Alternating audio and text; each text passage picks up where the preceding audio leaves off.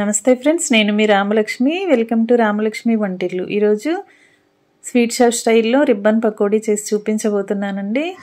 ఈ పకోడీ అనేది చిన్నపిల్లలు చాలా చాలా ఇష్టంగా ఎంజాయ్ చేస్తూ తింటారు. అలాగే పెద్దవారు కూడా చాలా ఇష్టంగా టీ టైం స్నాక్గా సర్వ్ చేసుకోవచ్చు. చూస్తుంటేనే నోరూరేలా అప్పటికప్పుడు చేసుకొని తినేయాలి అనిపించేలా రుచికరమైన వంటలను చేసి చూపిస్తానండి. ఛానల్ని సబ్స్క్రైబ్ చేసుకుని పక్కనే ఉన్న గంట సింబల్ని టచ్ చేశారంటే నేను రెసిపీ పోస్ట్ చేసిన వెంటనే మీ ఫోన్కి నోటిఫికేషన్ వస్తుంది. ఓపెన్ చేసి చూసి మీరు కూడా కుక్ చేసి ఫ్యామిలీలో అందరికీ సర్వ్ చేసి వారందరూ అందించే పొగడ్తలకు పొంగిపోతారని ఆశిస్తూ ఇంకా రెసిపీలోకి వెళ్ళిపోదాం. వీడియోని ఫస్ట్ నుంచి లాస్ట్ వరకు చూడండి. మధ్య మధ్యలో స్కిప్ చేయకుండా చూస్తే అర్థమవుతుందండి. కళాయిని తీసుకుని 2 కప్పుల వాటర్ తీసుకోవాలండి. మనం ఏ కప్పుతో తీసుకున్నా పర్లేదు. ఇలా 2 కప్స్ వాటర్ తీసుకుని దానిలో 2 టేబుల్ స్పూన్లు తెల్ల నువ్వులు వేసుకోవాలి. టేస్ట్కి సరిపడా గల్లుప్పు వేసుకోవాలండి. ముందుగా 1 టీ స్పూన్ వేసాం కదా, చాలకపోతే కొంచెం తర్వాత యాడ్ చేసుకోవచ్చు వాటర్ కాగుతున్నప్పుడు. ఇప్పుడు 2 టేబుల్ స్పూన్లు కారం వేసుకోవాలి. పచ్చికారం అండి ఇది. 1/2 టీ స్పూన్ పసుపు వేసుకోవాలి. అలాగే 1/2 టీ స్పూన్ జీలకర్ర కూడా వేసుకోవాలి. జీలకర్ర వేసుకున్న తర్వాత ఈ కళాయిని స్టవ్ మీద పెట్టుకోవాలండి. ఫ్లేమ్ మాత్రం సిమ్లో పెట్టుకుని వాటర్ని కాగించుకోండి. ఇలా వాటర్ బాయిల్ అవుతున్నప్పుడు మనం ఏ కప్పుతో అయితే వాటర్ తీసుకున్నామో అదే కప్పుతో 1 కప్పు పిండి వేసుకోవాలి. మనం ఏ కప్పు తీసుకున్నా పర్లేదండి. 1 కప్పు పిండికి 2 కప్పుల వాటర్ అనేది ఖచ్చితంగా సరిపోతుంది. ఇంకా ఎక్కువగా వాటర్ మనం అస్సలు వాడక్కర్లేదు. కరెక్ట్గా ఆ వాటర్తోనే పిండి అనేది కలిసిపోతుంది.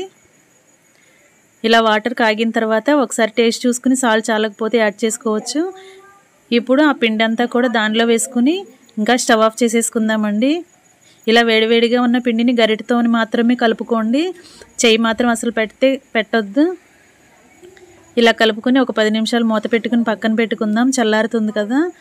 ఇప్పుడు మురుకుల గొట్టం తీసుకుని రిబ్బన్ పకోడీ ప్లేట్ ఉంటుంది కదా, అది తీసుకోండి. ఈ ప్లేట్ తీసుకుని ఆ గొట్టంలో వేసుకుందామండి.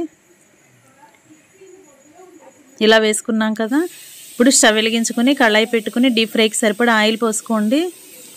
ఆయిల్ కాగుతుంది కదా, ఈలోపు మనం మురుకుల గొట్టం తీసుకుని దాని లోపల కొంచెం ఆయిల్ అప్లై చేయాలండి. అలా చేస్తే పిండి ముద్ద పెట్టుకున్న తర్వాత మనం ఒత్తుకునేటప్పుడు ఈజీగా పిండి అనేది కిందకు వచ్చేస్తుంది, కళాయిలో పడుతుంది. మనం ప్రెస్ చేయడానికి ఎక్కువ కష్టపడకుండా ఈజీగా అది దిగిపోతుందండి. అలా చేసుకోవాలి. ఇలా డీప్ ఫ్రై చేసుకోవాలండి.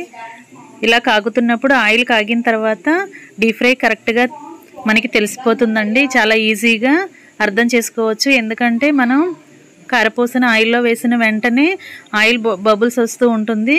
అది కరెక్ట్గా డీప్ ఫ్రై అయిన తర్వాత బబుల్స్ రావటం ఆగిపోతుంది. అప్పుడు మనం వెనక వైపుకు ఒకసారి టర్న్ చేసుకుని అలా 2 వైపులా కూడా కరెక్ట్గా ఫ్రై చేసుకోవాలి. ఇలా ఫ్రై అయిన తర్వాత ఆయిల్లో నుండి తీసుకుని ఒక ప్లేట్లో పెట్టేసుకుందామండి. పక్కన వేరొక ప్లేట్లో పెట్టేసుకుందాం.